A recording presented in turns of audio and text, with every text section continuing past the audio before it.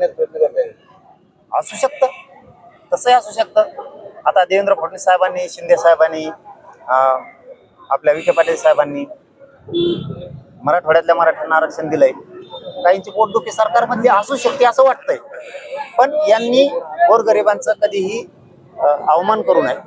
पुन्हा जर मराठ्यांच्या नादी लागलात ना तर मग अवघड होईल. आणि माझं तर नादीच लागू नये. माझं हे प्रामाणिक मत आहे सरकारला. तुम्ही GR काढलाय तर आता मराठ्यांना प्रमाणपत्र वाटप करायला हरकत नाही. व्हॅलिडिटी जाणून बुजून देत नाही. शिंदे समितीला मुदतवाढ दिली, शिंदे समिती का नोंदी शोधत नाही, ह्या प्रश्नाचं उत्तर आम्हाला सरकार लवकर देणार आहे का आंदोलनच करावं लागेल. हे सुद्धा त्यांना आम्ही रात्री सांगितलंय. सारथीबद्दलचं सांगितलं, अण्णासाहेब पाटील विकास महामंडळाबद्दलही सांगितलं, विद्यार्थ्यांची शिष्यवृत्ती राहिली त्याबद्दल पण सांगितलंय. आम्ही 8-10 मुद्दे त्यांना सांगितले की तुम्ही हे ताबडतोब आता मार्गी काढा. मी या अधिवेशनाच्या नंतर ऐकणार नाहीये हे स्पष्टपणानं त्यांना सांगितलंय.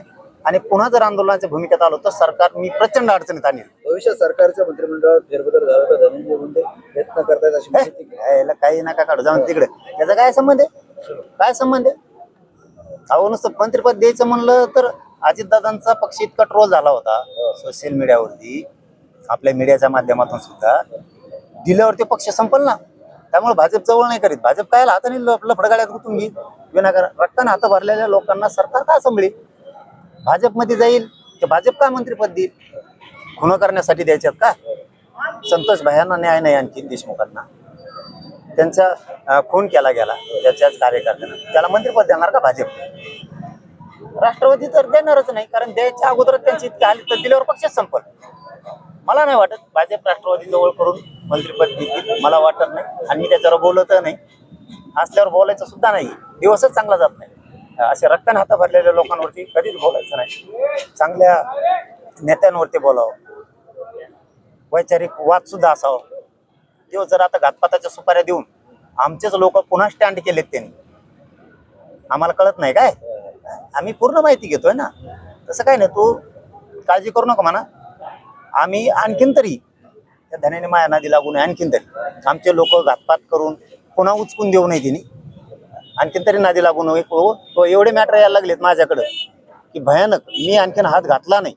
सावध होय. तोही लाभार्थी टोळी माझ्या विरोधात तू कशी लावली हे मला चांगलं माहिती. तू बदनाम करायला लागला मला हे पण मला चांगलं माहिती. तू माझेच लोक माझ्याच विरोधात उचकायला लागला. त्यांना अंधारातून तो लाभार्थी टोळी, धन्याची लाभार्थी टोळी अंधारातून त्याला सपोर्ट करते हेही आम्हाला माहिती. तुझे इतके मॅटर आलेत, तुला त्यातलं एकच सांगतो. मी आणखी हात नाही घातला. आज सकाळी रंजना नागपूरकर नावाची महिला नागपूरची माझ्याकडे आली होती. आज सकाळचा विषय सांगतो, म्हणून तू सावध होय. ही इतकं भयान मॅटर आहे ते मला सांगितलेलं. कारण ती शोभाताई फडणवीस यांच्या बहिणीची मुलगी त्यांच्या घरी दिलेली त्या नागपूर मॅडमची. हे देवेंद्र फडणवीसला माहीत सुद्धा नसं आणखी किती प्रचंड मोठी फसवणूक आपल्याच पाहुण्यात झाली, म्हणजे त्यांच्याच पाहुण्याची. मी तुझे मॅटर इतके आलेत माझ्याकडे. तू धन्या इथून पुढे तरी माझ्या नादी लागू नको, आमचे लोक उचकू नको. आणि आमच्या लोकाला ज्याला तू घातपाताच्या सुपाऱ्या दिल्या त्यांच्याकडे तुझी लाभार्थी टोळी पाठवायचं बंद कर. तो इतके मॅटर आले, तुला एकच सांगितलं मी. तुला हिच्यातूनच तू सावध होशील. तुला कळत असताना तर मी काय बोललो आज. रंजना प्रदीपराव नागपूरकर ही बिचारी महिला ब्राह्मणांची आज सकाळी माझ्या घरी येऊन इतकी रडत होती. तिचा नवरा सुद्धा मेलाय त्या टेन्शन पाहिजे याच्याचा. हे देवेंद्र फडणवीस साहेबाला माहित नसन की तुमच्या पाहुण्याचं तुमच्या घरातलं नातं. आता शोभाताई फडणवीस मला नाही माहित कोणी, बहुतेक त्यांची आई आहेत का? आईच असतील वाटतं ना फडणवीस साहेबांच्या, किंवा नात्यातला कोणी असतील माहित नाही समजा. पण हे त्यांच्या घरातले नातेवाईकी. मी जर तो असे मॅटर घ्यायला लागलो ना तो लय हालू दे. हे ध्यानात ठेव. तू इथून कुठेतरी ते चाळे बंद कर. घातपात करणाऱ्याला साथ देणं, लोकांना उचकवणं हे तू बंद कर. शहाणा होय. तू माझ्या नादी लागू नको, लय बेकार होईल बरं का. आणखी मी सांगाल ना वेळ आल्यावर. मग मी फक्त त्याला संदेश दिलाय की तुझे मॅटर सुद्धा माझ्याकडे यायला लागले. तू आमच्याच लोकांना घातपाताच्या सुपाऱ्या द्यायला लागला आणि ते गप बसले होते तरी ह्या टोळीनं तू कसं उचकायला लावलंय त्याला पुन्हा, हे ध्यानात ठेव. माझे काहीच मॅटर नाही आहेत. मी जर केलेला प्रत्येक आरोपावर जर फौजदारी खटले दाखल केले ना तर माझ्या विरोधात बोलणाऱ्याला त्यांना लाईफच भोगावं लागणार आहे जेलमध्ये. हे ध्यानात ठेव.